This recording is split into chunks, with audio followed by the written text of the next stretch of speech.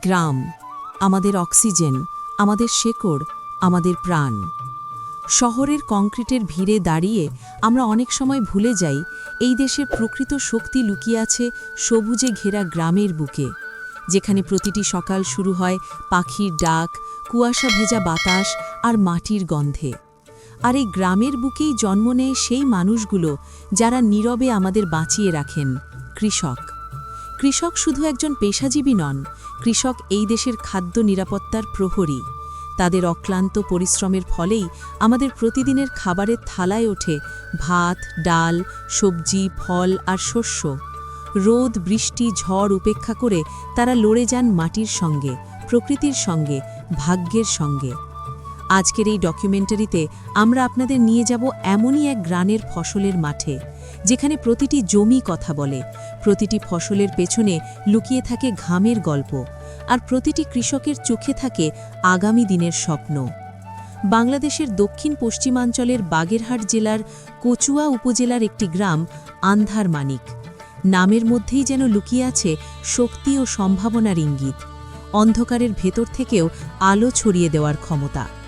এই গ্রামে এখনও বড় শহরের মতো আধুনিকতার জোয়ার ঢুকে পড়েনি। নেই বড় বড় দালান, নেই কোলাহল মুখর যানজট, কিন্তু যা আছে তা হল অবারিত সবুজ, প্রশান্ত প্রকৃতি আর মানুষের সহজ সরল জীবনযাপন। মেঠো পথ, খাল বিল, ফসলের মাঠ আর বাঁশঝাড় ঘেরা এই গ্রাম যেন এক জীবন্ত ছবি। যদিও গ্রামটি উন্নয়নের দিক থেকে পিছিয়ে, তবে এখানকার উৎপাদিত ফসল রাজধানী ঢাকা সহ দেশের বিভিন্ন বড় বাজারে গুরুত্বপূর্ণ স্থান দখল করে রেখেছে। অর্থাৎ এই গ্রামের মাটি শহরের মানুষের পেট ভরাচ্ছে। মেঠো পথ ধরে সামনের দিকে এগোতেই চোখে পড়ে মাঠের পর মাঠ। কোথাও সবুজ ধানের চারা, কোথাও হলুদ সরিষার ফুল, কোথাও ভুট্টার সারি, আবার কোথাও লতিয়ে থাকা তরমুজের গাছ। প্রতিটি জমিতেই কৃষকের ব্যস্ততা। কেউ জমি চাষ দিচ্ছেন, কেউ মই দিচ্ছেন, কেউ ধানের চারা তুলছেন, কেউ আবার চারা রোপণ করছেন। এ যেন এক নীরব কর্মযজ্ঞ, কথা কম, কাজ বেশি। প্রতিটি কৃষক নিজের মতো করে দায়িত্ব পালন করে যাচ্ছেন।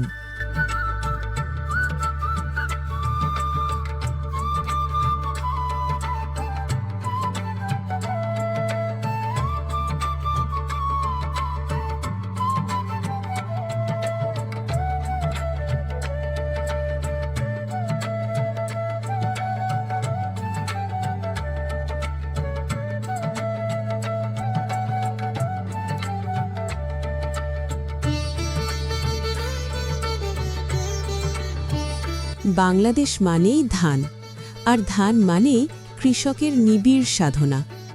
ধান রোপণের আগে জমি প্রস্তুত করা হয়। প্রথমে জমি চাষ দেওয়া হয়, তারপর মই দিয়ে জমিকে সমান ও নরম করা হয়। আগে এই কাজ গরু দিয়ে করা হতো, কিন্তু বর্তমানে অনেক জায়গায় কৃষকেরা নিজেরাই মই টেনে কাজ করছেন। এতে কষ্ট অনেক বেশি, কিন্তু উপায় নেই। এরপর শুরু হয় ধানের চারা তোলা, স্থানীয় ভাষায় যাকে বলা হয় পাতো তোলা। চারাগুলো খুব যত্নের সঙ্গে তোলা হয়। শিকড়ের মাটি পরিষ্কার করা হয়, তারপর এক এক করে জমিতে রোপণ করা হয়। কাদামাটির ভেতর হাঁটু সমান ডুবে দাঁড়িয়ে ঘণ্টার পর ঘণ্টা কাজ করা, এ এক অসাধারণ ধৈর্যের পরীক্ষা। এই দৃশ্য দেখলে যে কারো চোখ ভিজে উঠবে।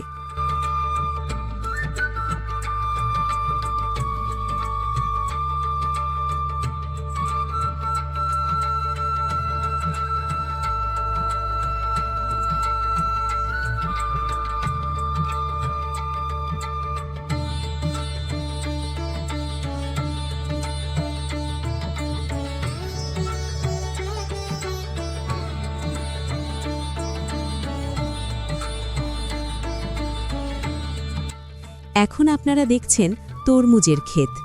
ছোট ছোট পাতার ভেতর লুকিয়ে আছে ভবিষ্যতের বড় স্বপ্ন। তরমুজ চাষ অত্যন্ত কষ্টসাধ্য। কৃষকেরা খুব ভোরে মাঠে আসেন, প্রতিটি গাছে পানি দেন। রোদ বাড়লে পানি দেওয়া বন্ধ করে আগাছা পরিষ্কার ও সার দেওয়ার কাজ শুরু করেন।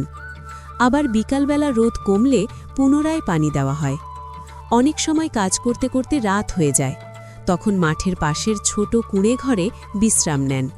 ক্লান্ত শরীর নিয়ে আবার ভোরে কাজে নেমে পড়েন। এই চাষে পুরুষের পাশাপাশি নারীরাও সমানভাবে অংশগ্রহণ করেন। তাদের নীরব শ্রম অনেক সময় আড়ালেই থেকে যায়, কিন্তু এই ফসলের পেছনে তাদের অবদান অপরিসীম।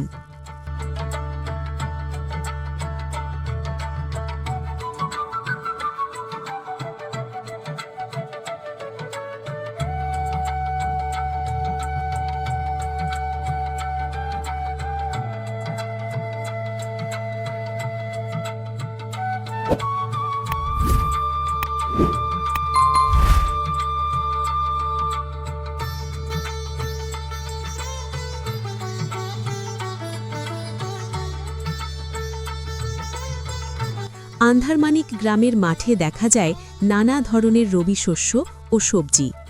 মুগ ডাল, মশকলাই ডাল, ভুট্টা, টমেটো, পুঁইশাক, পালং শাক, আলু, সরিষা, পাতাকপি, কাঁচামরিচ, করল্লা, বাঙি।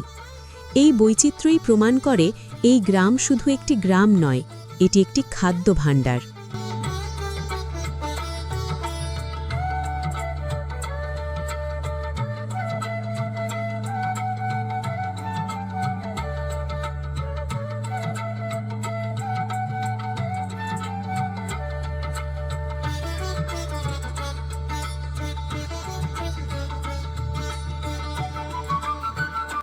গ্রামের কৃষিকাজে নারীদের ভূমিকা অত্যন্ত গুরুত্বপূর্ণ।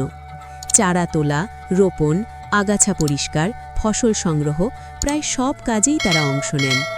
এর ফলে একদিকে যেমন শ্রমিক খরচ কমে, অন্যদিকে পরিবারের সহযোগিতার বন্ধন আরও দৃঢ় হয়। এই নারীরাই গ্রামের নীরব শক্তি।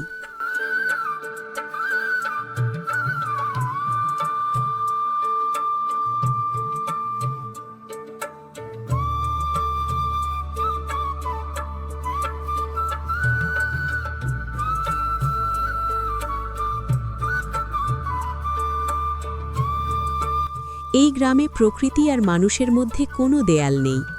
মানুষ প্রকৃতির সঙ্গে লড়াই করে না, বরং প্রকৃতির সঙ্গে তাল মিলিয়ে বাঁচে। বৃষ্টি হলে কৃষক খুশি হন, রোদ হলে চিন্তিত হন, ঝড় হলে প্রার্থনায় হাত তোলেন। এই সরল জীবনযাপন আমাদের মনে করিয়ে দেয় সুখের জন্য খুব বেশি কিছু লাগে না, লাগে শুধু শান্তি আর পরিশ্রমের সম্মান। আজ আমরা দেখলাম বাগেরহাট জেলার কচুয়া উপজেলার আন্ধারমানিক গ্রামের ফসলের মাঠের অপরূপ সৌন্দর্য ও কৃষকের অক্লান্ত পরিশ্রমের গল্প। আপনি যদি এই এলাকার আশেপাশে হয়ে থাকেন, অবশ্যই একদিন ঘুরে আসবেন। নিজের চোখে দেখবেন কিভাবে মাটির বুক চিরে উঠে আসে জীবনের আলো।